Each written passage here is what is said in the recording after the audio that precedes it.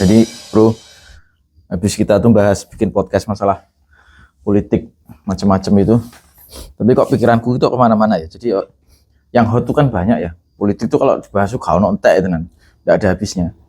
Yang demo-demo kemarin itu kan sampai Mas Ferry Irwandi ya, sampai instansi dan sebagainya, seweru demo. Sekarang kan merambat ya, demo ini sampai Nepal.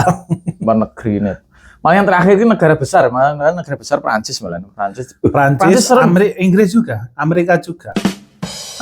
Tapi Amerika masih belum serem sih. Iya sih. Tapi yang serem itu Nepal sama Prancis loh, kelihatan serem kelihatannya. Inggris juga, Inggris serem ya? Serem juga. Oh, serem apa ya? Imigran. Masalah imigran. Kan kesejahteraan, ekonomi, kan Inggris terutama kan ada penurunan. Ketika imigran masuk kan beban bertambah. Jadi lapangan kerja berkurang, kebutuhan sandang pangan papan itu juga berkurang. Ketika imigran masuk, akhirnya warga negara Inggris kan ya demo protes. Kesempatan mereka berkurang lah intinya gitu. Karena gini. Oke lah, itu teknisnya apa penyebabnya ya. Penyebab normatif kalau aku melihat begitu. Tapi berbicara masalah demo, sing tukang goyang negara, image-nya itu kan sejak dulu tuh kan semua tahu kalau seperti itu mesti orang-orang barat itu kan, yang si Uncle Soros, Uncle Sam, stupid and moron. Nah kan gitu kan ya.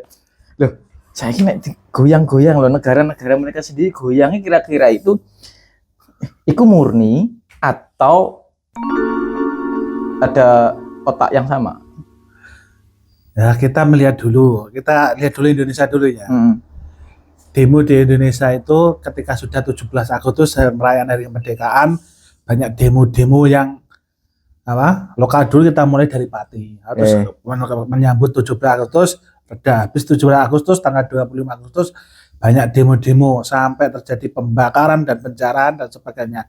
Itu revolusi genting kondisinya. Nah, kita lihat ternyata apa yang terjadi di Indonesia itu ada yang mengatakan ada karena kemuakan dari kebijakan pemerintah. Kalau saya melihat itu bukan mungkin salah satu tapi bukan faktor utama. Kalau melihat itu ada tekanan masalah dalam negeri dikompori dari pihak yang berkepentingan baik lokal dalam ataupun luar. Jadi pihak luar itu cuma ibaratnya ban itu sudah tertekan, tinggal dipaksa biar meledas gitulah. Biar pecah, itu ada perlu tekanan tambah. Jadi ibaratnya kita tekan aja biar hancur sekalian. Nah, itu dari luar negeri. Kalau kita melihat Indonesia itu mau dibuat seperti revolusi warna. Tahun 2011 yang mengguncang Arab Spring itu kemudian melebar kemana? Kita harus tahu bro, ini di dunia zaman sekarang ini banyak terjadi perubahan geopolitik. Paling dekat lah, dulu Presiden Prabowo pada waktu 2009 mengatakan Indonesia diambang perang. 2030 ada novel buku Ghost itu mengatakan bahwa Indonesia bisa terpecah karena ada revolusi sebagainya. Ada pada waktu banyak yang menertawakan, tapi kita harus tahu dulu siapa yang bilang. Dia itu bukan orang sembarangan, dia itu mantan Kopassus, mantan Kopassus. Jadi omongannya itu ada yang masuk akal dan terbukti sesudah dia ngomong seperti itu pecah perang di mana-mana. Paling dekat itu loh Kamboja dan Vietnam dan Thailand. Oh ya, Thailand itu kan perang. Yang terakhir ini ya. Nah, kita tahu sendiri di revolusi di Indonesia ini ada pihak asing yang terlibat, ada pihak lokal yang terlibat. Yang saya acungi jempol para kontra intelijen Indonesia itu tidak berpangku tangan saja sehingga tidak melebar kemana-mana. Sedangkan di luar negeri sampai kita tahu sendiri menterinya dan sebagainya diserang, dijarah, sampai akhirnya sekarang Perdana Menteri yang terbaru dipilih lewat voting gitu, lewat voting media sosial. Nah di Indonesia itu Indonesia itu masih bisa menjaga tidak melebar kemana-mana. Itu dalam posisi dalam negeri, kenapa kok Indonesia itu terlalu seksi? Karena Indonesia itu penting di mata dunia. Ibaratnya kita lihat di peta Indonesia itu di dalam garis khatulistiwa. Jadi sumber daya pangan, alam sebagainya untuk kelangsungan hidup suatu bangsa negara itu ada di Indonesia. Makanya Indonesia seksi. Kita jangan menganggap sepele, bro. Kenapa? Kalau kita nggak berhati-hati, Indonesia itu bisa pecah. Kita paling dekat lah, kita lihat satu di India itu. Di seluruh sekitar India itu semua rezim sudah berubah. Cuma 2 negara yang pastinya masih tetap di sekitar India. India masih tetap sama satu Bhutan masih tetap bentuk kerajaan. Nepal dulu itu kerajaan. Kemudian ada perebutan kekuasaan, ada pangeran bunuh keluarganya, akhirnya berubah jadi negara. Bangladesh juga, Sri Lanka juga, Afghanistan, Pakistan, itu sudah berganti pemerintah, sudah ganti. Myanmar juga sudah berganti pemimpin, pemerintahan. Di Thailand sebelah kita juga, Malaysia juga berganti. Apalagi Filipina itu sudah seperti koboi di Amerika. Nggak, kita spekulasi aja lah. Itu boleh lah ya, kita punya pendapat. Kita nggak nuduh sih, tapi hanya sekedar nebak-nebak lah. Boleh lah ya. Boleh. Arah dari warna yang hampir sama. Indonesia kemana habis digoyang-goyang. Nepal, terus Prancis, Inggris, beberapa tempat. Ini kelihatannya nanti setelah ini kira-kira ada lagi nggak negara yang nanti yang mau digoyang? Terus kira-kira tuh arahnya tuh mau ke warna apa nanti? Warna dalam arti warna bentuk negaranya. Kalau saya melihat itu, kita dengarkan pernyataan dari mantan kepala BIN kita, Pak Jenderal Hendro Priyono. Dia mengatakan mantan bahwa Indonesia itu seksi di luar. Jadi kalau kebijakan Indonesia itu merugikan pihak luar atau pihak asing, Indonesia akan diobok-obok, digangguin terus lah. Jadi selama kita tidak mengikuti kemauan pihak asing atau pihak luar, kita bakalan diobok-obok, entah siapapun presidennya. Artinya ketika kemarin diobok-obok itu berarti memang arah kita tuh lagi tidak mau disetir, pengen kita kemandirian. Kenapa? Karena sudah mengatakan satu, presiden kita sekarang Prabowo mengatakan Indonesia harus mandiri, melakukan berkelanjutan dari presiden-presiden sebelumnya, dari presiden pertama sampai sekarang presiden yang ke-8 ini. Jadi kalau kita melihat geopolitik global atau Indonesia kenapa seperti ini kemarin, kita tahu sendiri ketika Presiden Prabowo jadi, langkah pertama yang diambil apa? Masuk BRIC. Itu yang waktu aku juga agak sedikit terkejut. Ini beneran dah aku nih. Wih, masuk BRIC kendel tenan rek. Karena sekian puluh tahun Indonesia itu kan condongnya ke paman ke barat Sam lah ya. Ya barat lah. Ya barat lah. Iki dino kok kaget BRIC, apalagi yang kemarin itu waktu diundang ke G7. Ya itu kan kemarin Indonesia. Memang alasannya beliau memang tetap bagaimana juga ya masuk akal sih, meskipun beberapa pihak menganggapnya itu normatif. Karena yang pesan duluan kan undangannya yang masuk BRIC gitu kan ya. Jadi kita harus ke BRIC dulu. BRICS. Tapi kita melihatnya kemarin ketika presiden jadi, ya luar biasa, Indonesia itu langsung dia tarik masuk jadi BRIC. Padahal Malaysia itu iri, sudah berapa tahun jadi negara peninjau ngajukan anggota BRIC belum masuk-masuk. Indonesia sekali datang langsung masuk lah. Indonesia itu. Artinya punya bargaining spesial. Kemudian ketika melakukan kunjungan G20 ke Brasil, Presiden Prabowo itu sudah diundang untuk ke negara G7, datang ke Kanada kalau nggak salah, tapi dia ya seperti tadi bilang lebih memilih undangan ke negara-negara BRIC. Kita harus tahu dulu, di Indonesia mungkin belum tahu BRIC itu adalah apa. Adalah gabungan dari negara-negara Brasil, Rusia, India, China, and South Africa. Itu adalah gabungan dari 5 negara besar. Pemrakasannya 5 negara itu terjadi pada waktu tahun 2014 atau 15 ya. Di sela-sela G20 mereka mengadakan pertemuan sehingga membentuk poros baru. Itu apakah setelah pencaplokan Crimea itu ya? Belum 14 ya? Belum itu sebelum. Awal-awalnya sebelum itu. Nanti ketika sudah itu langsung berjalan.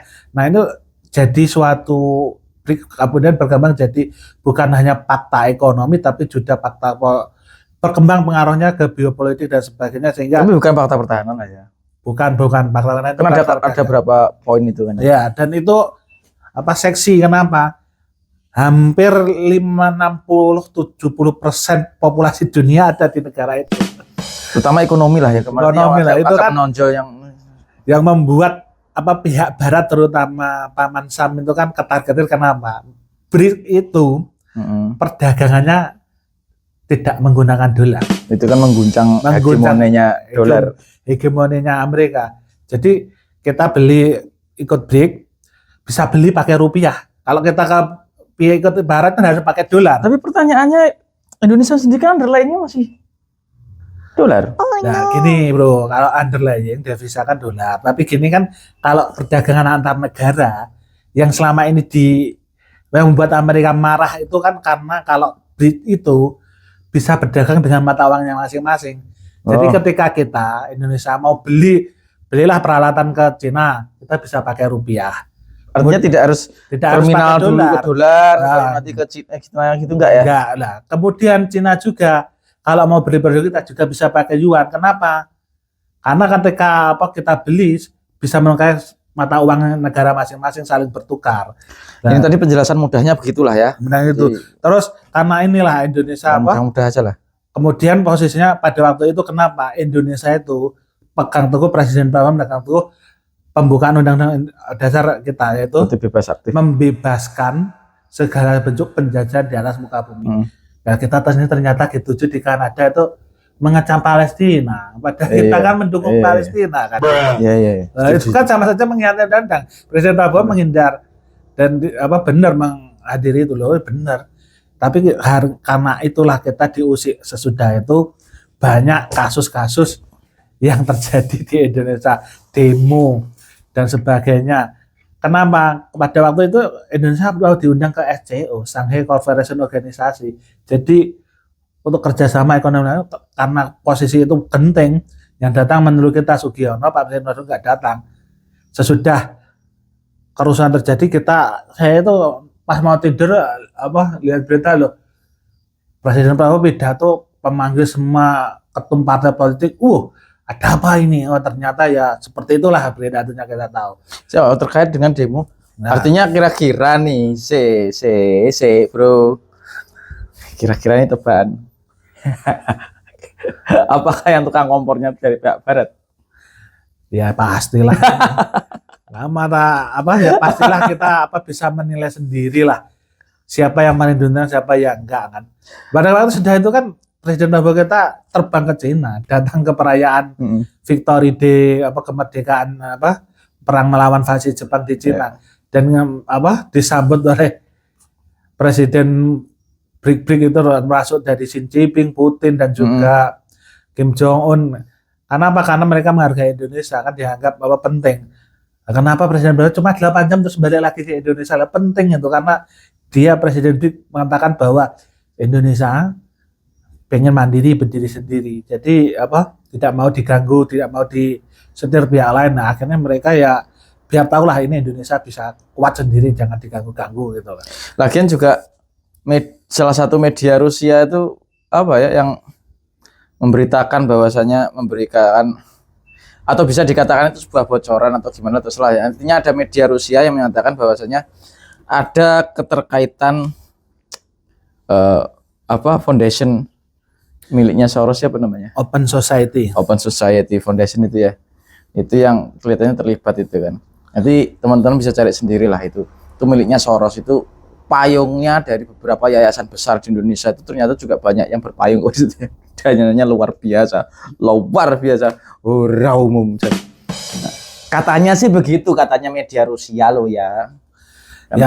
Kita kan silakanlah luar atau tapi kita penting Indonesia itu tetap harus kita jaga. Satu, kalau kita melihat kenapa kok Indonesia penting, jangan sampai Indonesia itu dijadikan medan perang, itu yang perlu kita harus waspadai.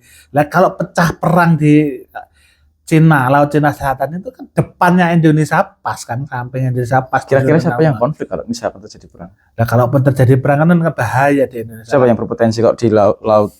Nah, pihak yang dirugikan, yang dimenangkan siapa? Itu kita harus jaga. Jangan sampai yang jelas kita belum, saya kira enggak deh kalau kita nanti berkonfrontasi dengan Cina. Bukan gini loh. Indonesia itu jangan sampai terseret perang. Oke. Nah, bebas aktif lah. Nah, kenapa kok kita melihat Presiden Prabowo kita katanya mendekat ke BRIC atau apa. Dunia itu sekarang itu bukan unipolar. Dulu unipolar cuma satu, yaitu Amerika sebagai Multipolar. cowboy dunia. Sekarang multipolar. Jadi semua negara itu ada harus kepentingan negaranya masing-masing. Lah Indonesia kepentingannya ada apa? Agar Indonesia tak putus. Kita harus waspada bro, satu bro. Di dua atasnya Indonesia, atasnya Papua ada Guam. Itu pangkalan militer Amerika. Sebelah utara itu sebelahnya Palau, sebelahnya itu timurnya Filipina. Di Itu bomber di sebelah utaranya Papua, di peta itu di atasnya Papua gitu loh. Oke. Guam itu. Itu tempatnya B-20 Spirit bom pesawat Siluman. Terus di bawahnya itu di Darwin itu cuma 2 jam atau 3 jam itu. Itu bukannya yang kemarin mau dikontrak, isunya yang mau dikontrak sama bukan Rusia. Ini. Itu kan di bawahnya Indonesia, di Australia, di Darwin. Terus sudah ada enggak yang sebelah utara Irian. Oh enggak, Papua. ini benar. Saya jalan dulu. Di Guam ada pangkalan Amerika. Di sana pangkalan B-20 Spirit bom pesawat Siluman. Terus di bawahnya Indonesia itu di bawah Papua, Di selatan. Australia di selatan. Di Darwin sudah ada mariner Amerika. Mariner Amerika dekat Papua cuma 2-3 jam bisa invasi ya. Lah, kemudian Amerika membuat AUKUS, Australia, UK, US, Command.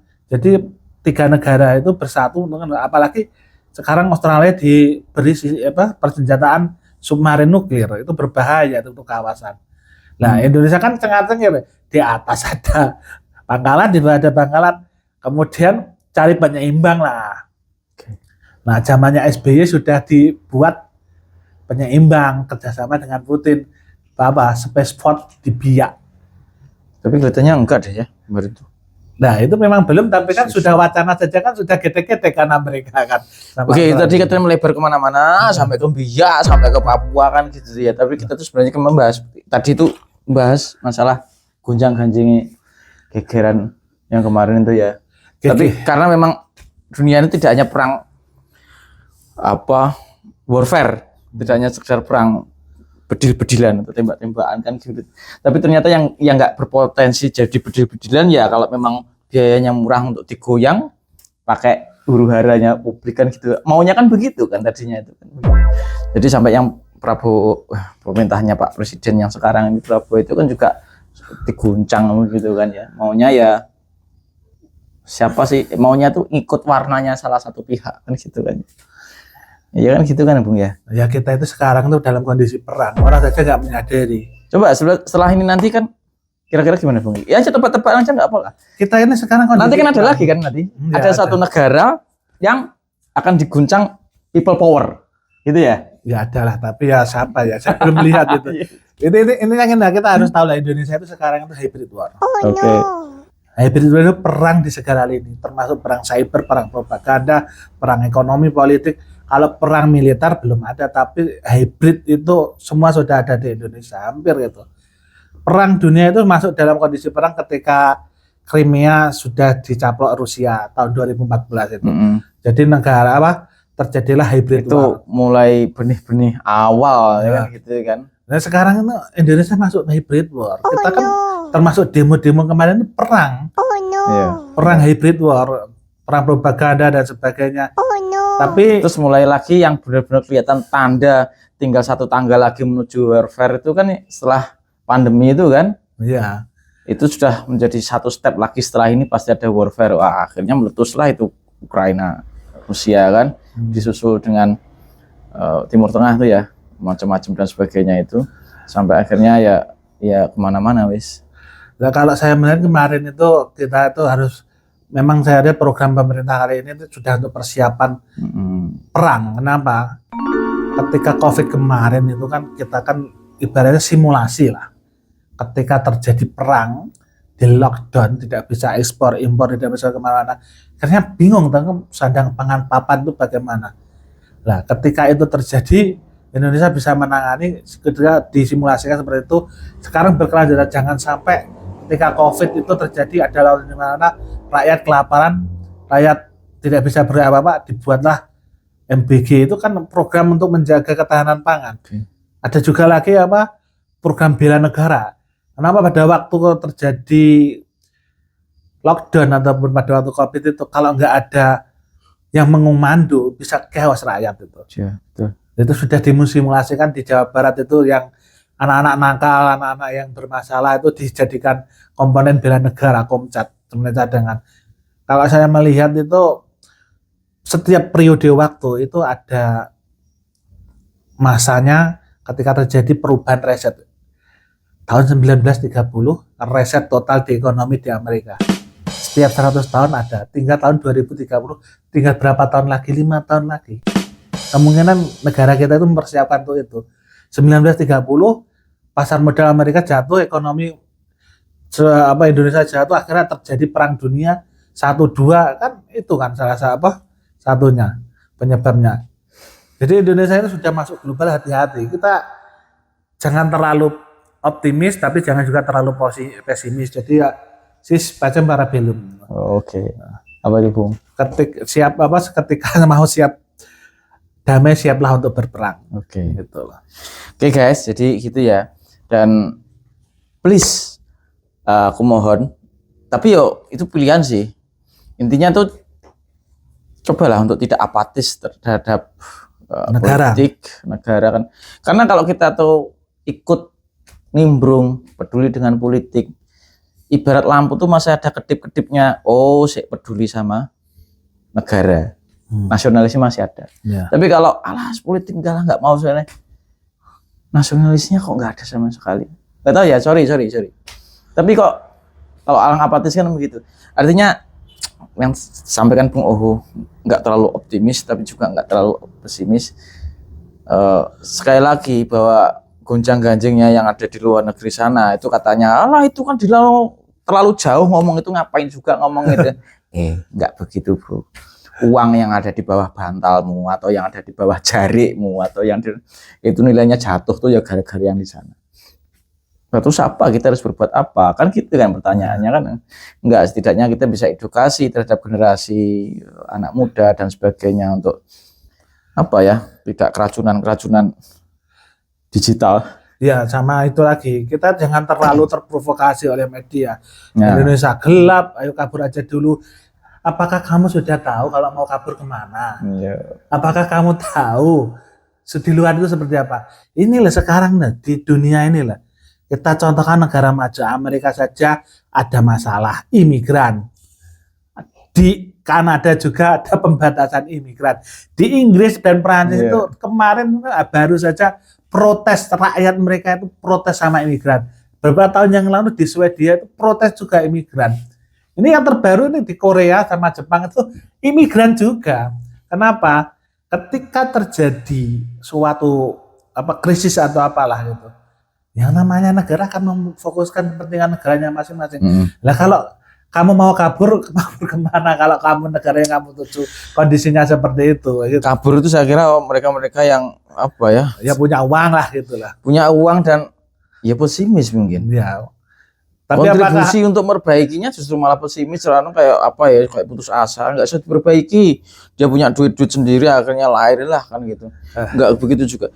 Tapi itu untuk tataran tertentu. Tapi untuk yang kita yang lagi maaf kalau yang sederhana begitu ya.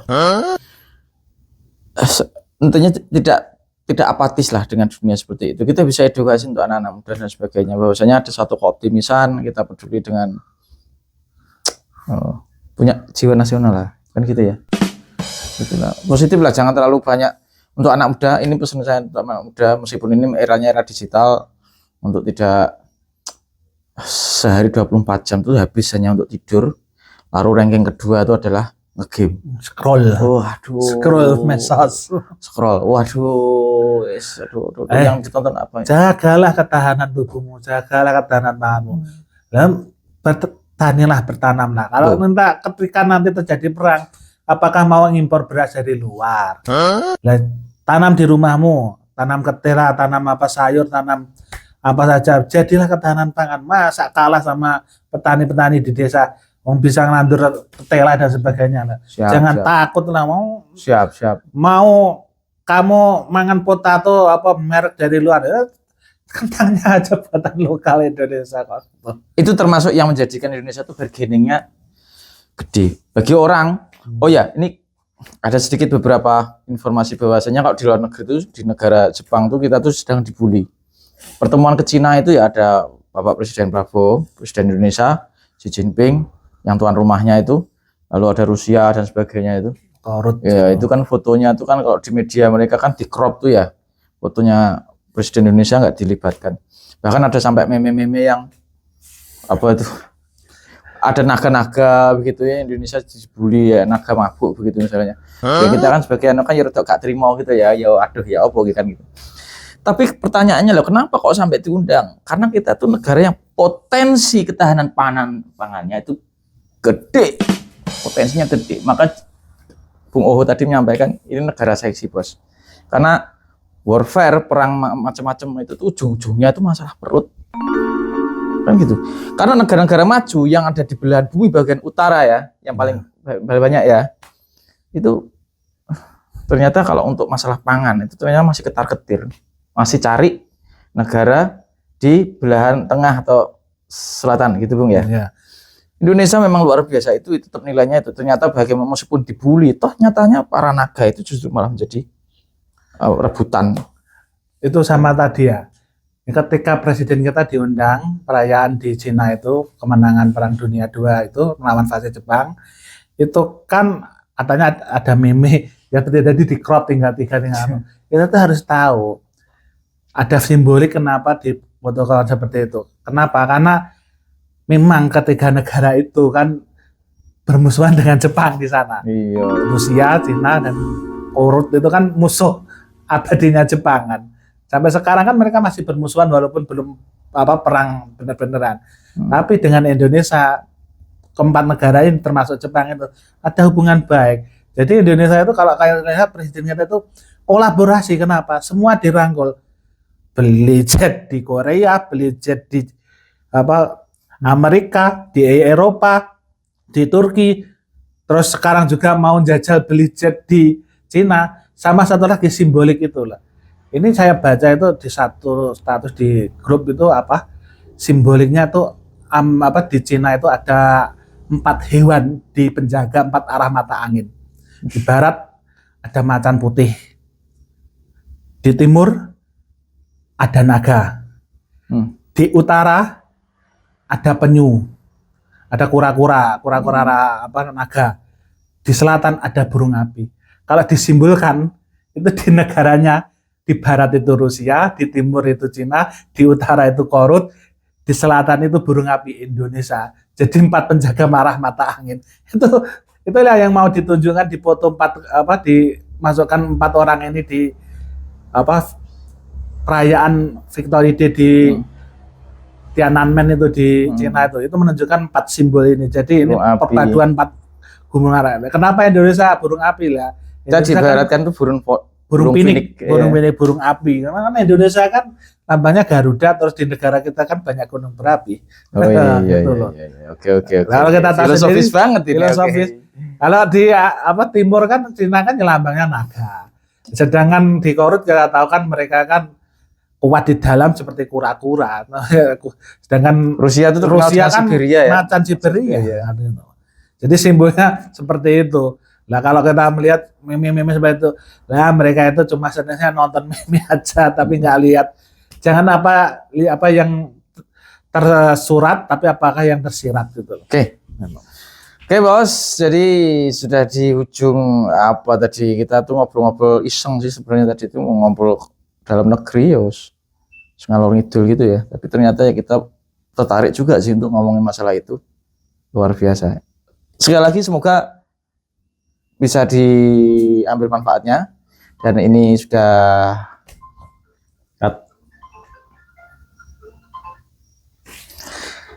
sekali lagi ini sudah di ujung acara ya, dan terima kasih telah menyimak. Semoga diberi senantiasa diberi kesehatan, dimudahkan segala urusan. Jangan lupa sholat 5 waktu. Assalamualaikum warahmatullahi wabarakatuh. Waalaikumsalam warahmatullahi wabarakatuh.